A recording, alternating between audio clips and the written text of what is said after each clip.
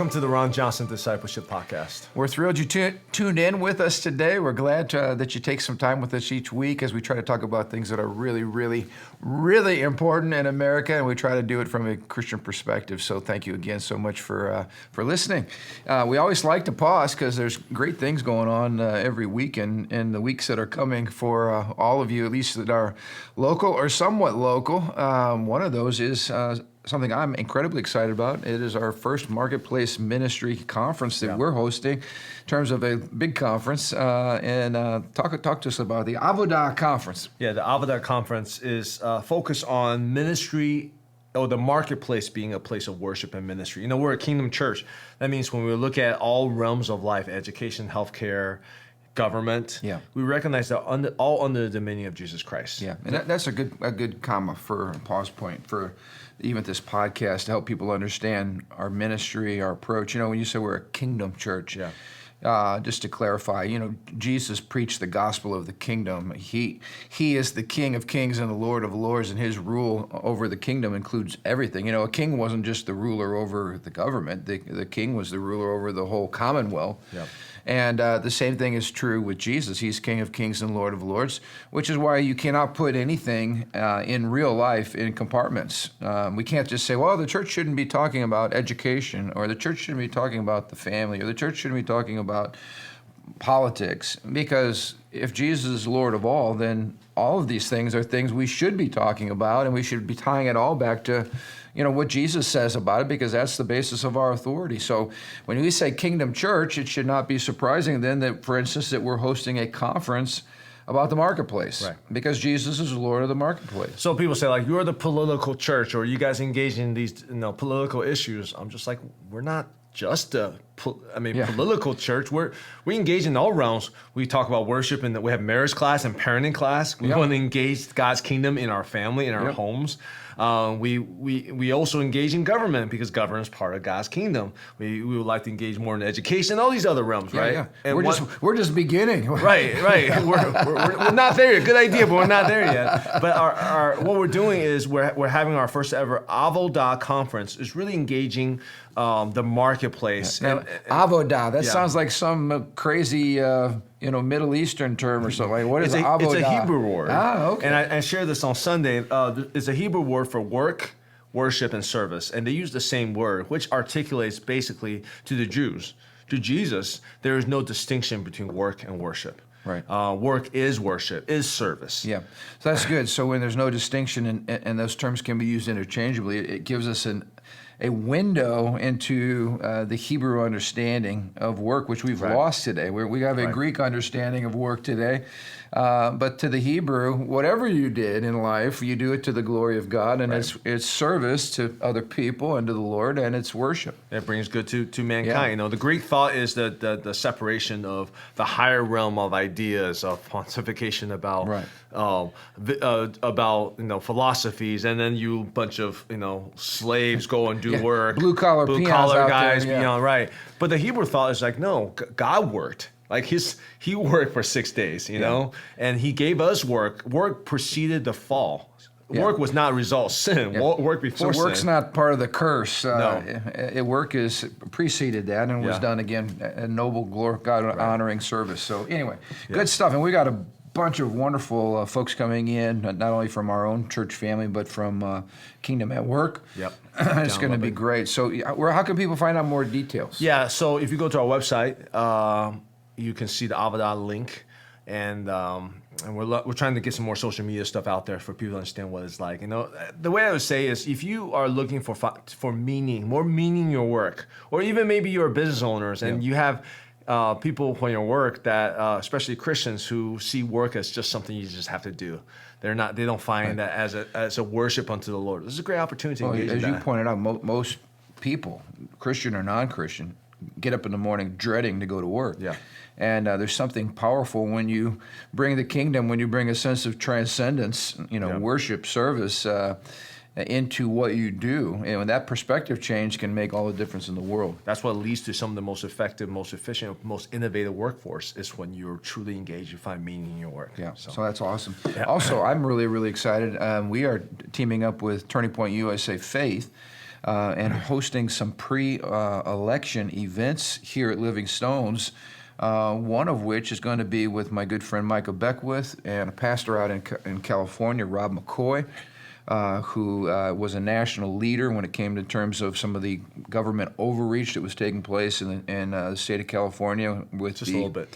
Just a little bit with the whole COVID thing. Yeah, it was amazing how a secularized, hostile state can just absolutely try to silence the message of God's people in the church.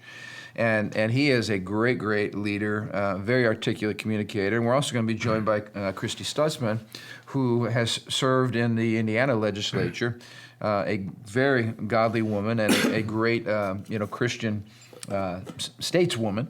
And myself. It's going to be a panel discussion. That's going to be on...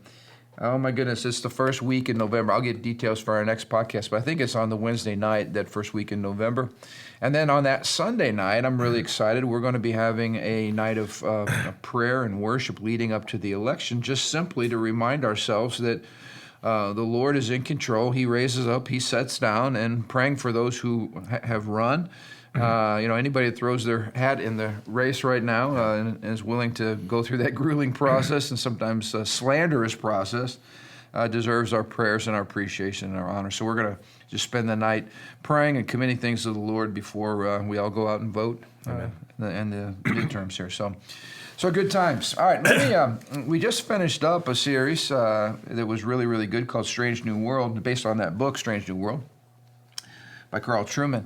This is another book that we're going to be kind of using as a launch pad for the next few weeks as we talk about what's going on in America. A great book called Live Not by Lies, a New York Times best-selling book, subtitle A Manual for Christian Dissidents by Rod Dreher. And a great book. You're just getting into it now, chapter by chapter. Let people see it for those watching our podcast. But really, the basic premise of this book, and we got into it a little bit last week, is that as he started interviewing European believers who experienced this kind of totalitarianism under the Soviets or either the Nazis, he's saying they're warning us. America is ripe for the same type of overreach by the government and same type of totalitarianism. And so he's interviewing a lot of these people and pulling out principles that I think are very helpful for us today.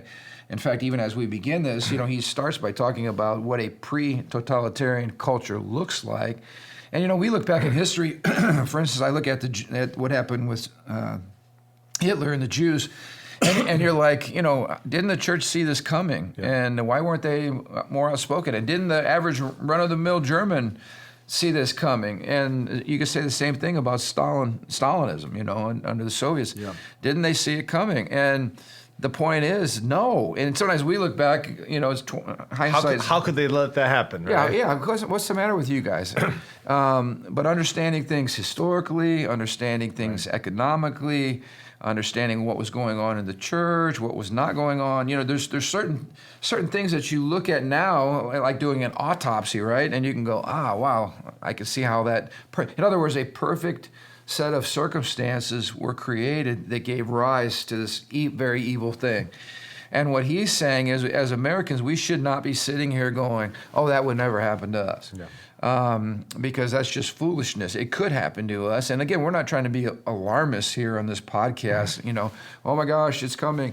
But we're also not being naive. I think we need to look with our eyes wide open because, as we're going to talk about today, there are a lot of preconditions. You can go to a dermatologist, right, and say, oh, we need to get rid of that. That is a precancerous cell. Well, there's a lot of precancerous cells in America today that, if we're not careful, will give rise to full-blown, cancer. Right. And we have the luxury of history to look at what happened, because all those people thought that couldn't happen to us either. Yeah. And it did happen. Yes. So what are the similar patterns? What are the similar, like you said, those precancerous cells? Great analogy, by the way. That could lead to this totalitarianism. Yeah, and the death of our republic. And it's interesting. You and I can relate to this. When you're a pastor, we often say to people in counseling that, you have to get miserable enough to where you want to change. In other words, you have to get to where your current reality is so painful that you're just not going to make excuses to stay there, Yeah. And desperation is a good thing when it leads to transformation. The same, though, is true for individuals, is true for societies and cultures. Yeah. People who are revolutionaries, people who want to bring about rapid, radical change, and we have those folks in America, and we have those folks in our Congress. They always make this little comment that I find interesting: don't waste a good crisis. Yeah. Sometimes it's even a crisis that they themselves or the government creates to bring about the change. We are called conspiracy theorists, for instance, during COVID-19 for suggesting that there might be a globalist, some globalist intentions behind all of this that are not good. In other words, let's bring about a global pandemic so that we can see how willing people are to allow government to increase and government to overreach and government to trample liberties, and we'll do it all in the name of it's good for you. Well, it's the same thing. When people get miserable, usually economically, right? The poverty and all those types of things. When people get miserable, they start clamoring for anybody that can come along with a better idea than what's currently working. And that's when we talked about this, all those utopian ideologies that godless people, secular people are always embracing to try to create the perfect world, perfect set of circumstances. That's when those prophets, right, secular prophets, begin to get traction because they have an audience, and the audience is people who are disillusioned and broke and jealous and wanting a different life, wanting that person's life. We start having all this talk about economic disparity. Right. That's when they start listening to these prophets, secular prophets, utopian prophets. Right. And we talked about this before, utopianism, the idea of that man-made society. We can create a heaven on earth ourselves using our own technology, using, I don't know, the human spirit, whatever it is. Right. It's a pipe dream. People have tried it for years, for throughout history. It doesn't work. The only person who can truly bring true heaven on earth is Jesus Christ.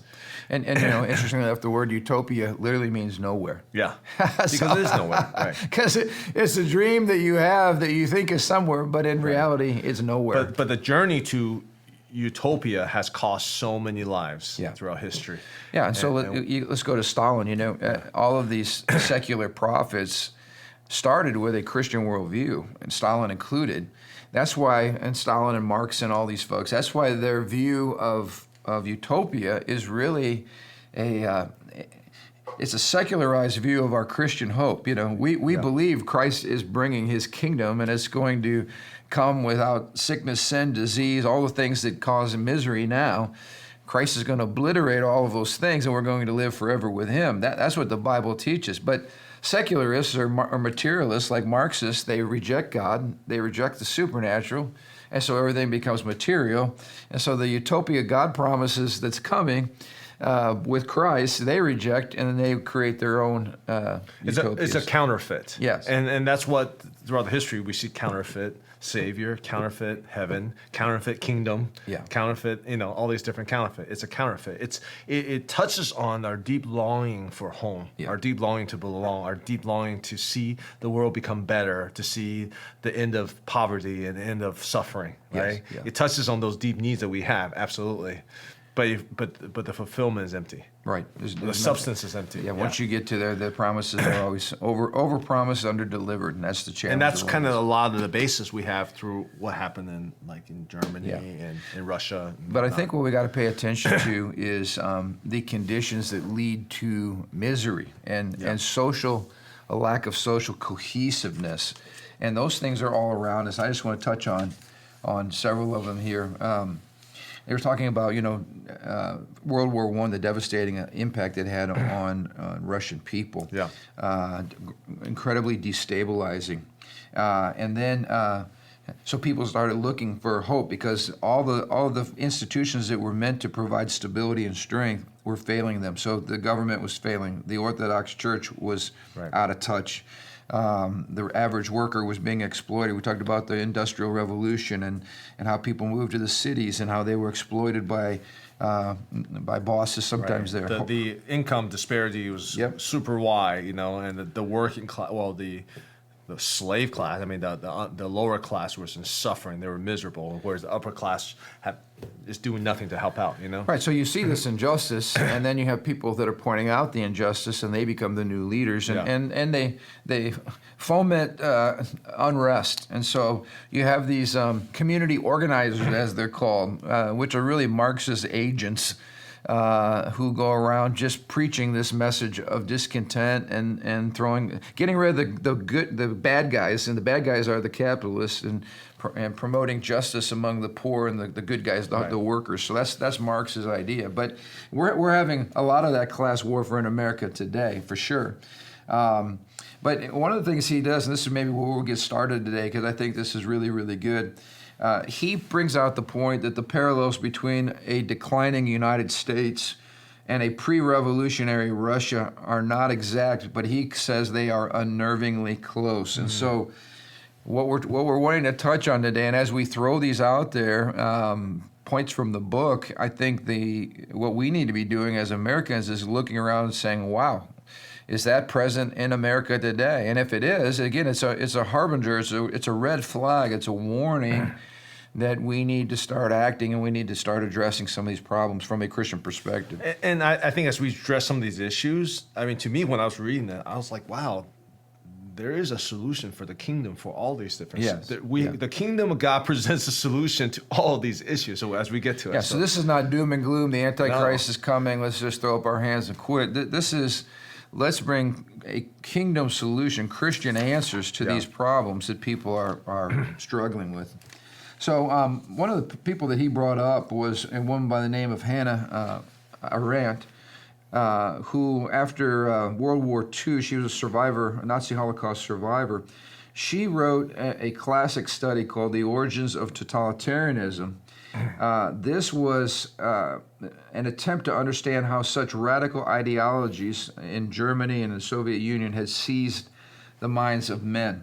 And according to her, the following conditions tilled the ground, readying it for poisonous ideas that were planted by ideological activists. Now, we talked today about progressivism and the radical left, and a lot of the seeds that are trying to be planted, like in our school system and other places of influence, the media. So she's basically saying, how in the world did these ideas, progressive radical ideas, take root? You know, you got to till the ground. The ground has to be broken. There has to be, in other words, a receptivity to these ideas. And what happened? And she gives 6 major preconditions that were found in both Germany and in the Soviet Union before the totalitarian governments kind of took over. The first one, and we've talked about this, so we'll just maybe hit these quickly. Yeah. The first one is loneliness and social atomization. In other words, what she points out is, in societies past, you used to have certain segments of society, like the elderly, who struggled with loneliness, you know. But nowadays, loneliness is rampant. It's everywhere. And it spans every class, even to the youngest. You know, we have depression and loneliness among our middle school students and high school students, college students. So this isolation that produces a loneliness, lack of social cohesion. In fact, when you look at most of the mass shootings and things that take place, you find a couple of things in common. You find usually a fatherless person who feels incredibly isolated and lonely, and they're happening more and more and more. And so that was a big one. Anxious, isolated, vulnerable people who lack a sense of community and purpose. It's everywhere in America today. Lack of purpose, lack of community, lack of real interpersonal connection, which is, you know, there's a couple of reasons for this, if you ask me. I mean, I think social media has propagated tons of this. Our reliance on technology, our reliance on fake relationships, fake friends on, I shouldn't call them fake friends, but virtual friends. Is that better? Virtual friends online. But there's no true cohesion. There's no true, true relationships built through hardship, through conflicts, right? Heart to heart, face to face, no connections. And we have so much virtual, and obviously the COVID pandemic certainly did not help that cohesion. Yeah, that exacerbated the problem for sure. Right. Locking people up in isolation, basically. Right. But anyway, huge problem, and I think we can all agree, wow, that is a serious problem in America today. So that's a pre-cancerous cell, as we would say. And which is interesting because that's like a sociological perspective. It's not necessarily a governmental perspective. It starts with the sociology. It starts with people's heart. It starts with your emotions. It starts with your mental health, you know. But you got lonely people, disconnected people. They don't feel they belong. They're not seen. They're not loved. All those basic needs. And then you start looking to government to blame, because somebody's got to be the blame for my misery and my loneliness. Secondly, here she says losing faith in hierarchies and institutions. And we just noticed, according to the Gallup poll, Americans' confidence in their institutions, political, media, religious, legal, medical, corporate, are at historic lows across the board. So, I mean, this is where we're at today. People don't trust the institutions that used to provide stability and strength. There's an incredible lack of trust. So, and this is even, I think, among Christians. I mean, do I trust the media today? Of course, I do not. Do I trust the FBI today? Yeah. Do I trust Justice the IRS? Department? Do I trust the Justice Department? Do I trust, I mean, on and on. And like, part of me is like, that's not my fault. It's not my fault. I don't trust them, right? It's like, it's their fault. But fact remains. Exactly. The fact remains that I used to have a level of respect for the FBI. Right. And in the few short years, personally, and some of you guys may feel the same way, you're declining faith in our police, our premier police institution of the United States. Justice people. Justice. That's sad. That's dangerous. So the large encapsulation here is you lose a sense of faith in the institutions. Like the system is broken. We hear that the system is broken. And we hear that about Congress today, and our government at large, is the courts, the court system. Well, when Supreme Court recently came with some of these very that people would consider right-leaning decisions, there was an onslaught of attack against the institution of Supreme Court. Right. Just at the root, just cutting down at the root, like this is the bias court. This court's illegitimate. Right.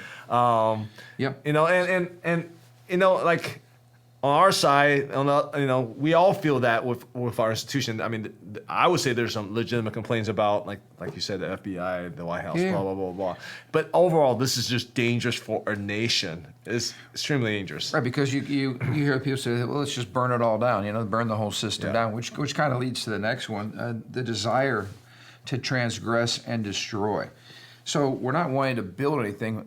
We just say the system's broken, burn it all down. Well, what are you going to replace it with? Well, we haven't got that far yet. You know, so you see this rampant looting, burning down of businesses, attack of private property. And what was interesting is, as she looked at it, it was all rooted to a total degeneration of our morals that was manifest in sexual deviation and perversion. She looks back at some of these. Like in Russia, a preoccupation with sex that was quite without parallel in the earlier Russian culture.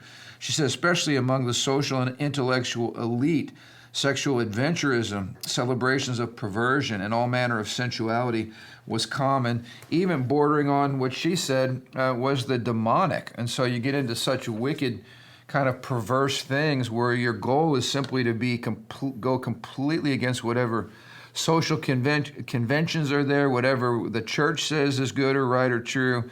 You push all bounds. Nothing is outside of the limits, which really at the root is satanic. It's a I'm my own boss, radical individualism, right? No one's going to tell me what to do. And so we see this push today of all kinds of sexual perversion, which the outward expression of that leads to violence and just destruction, rampant destruction. And I want to share the nuanced point to some of this. I'll be honest. When I hear about some of the stuff the higher institution was doing, some of the corruption, my instinct is, hey, we just need to burn it all down. We need to just revamp the whole thing. Bring in the bulldozer and plow it all down. But I am not thinking, in those moments, in those emotionally heated moments of injustice, indignation, I'm not thinking, wait a second, what about the functions and systems that they normally achieve and process? Exactly. I'm not thinking the replacement. I'm just thinking this is so corrupt, it needs to go. So that is very much our instinct. But we need this, reading this encouraged me to be thinking, okay, it's easy to tear it down, like you said, but what's going to take its place to be better? That's come up with an alternative solution. That's not just, tear something down. That's come up with the righteous kingdom solution first, as the replacement solution versus just saying, that doesn't work. Well, you've heard it said in the area of morals, before you knock a fence down, you might want to ask why somebody erected the fence in the first place. Yeah. It's the same thing. Okay, so our Supreme Court might not get it right all the time, but it's the best that anybody's ever had anywhere in the world, and the alternative is secret courts where people are tried and murdered, with no accountability at all. No accountability for the executive branch or the legislative branch. Tyranny. And what you have is tyranny when you just plow it all down. So I'm just saying I can be guilty of that one too, especially when I get upset about certain institutions. But again, it's like take a step back and think about what is the proper reformation of that institution versus just tearing it all down. Yeah. Number 4, propaganda. Wow, and the willingness to believe useful lies.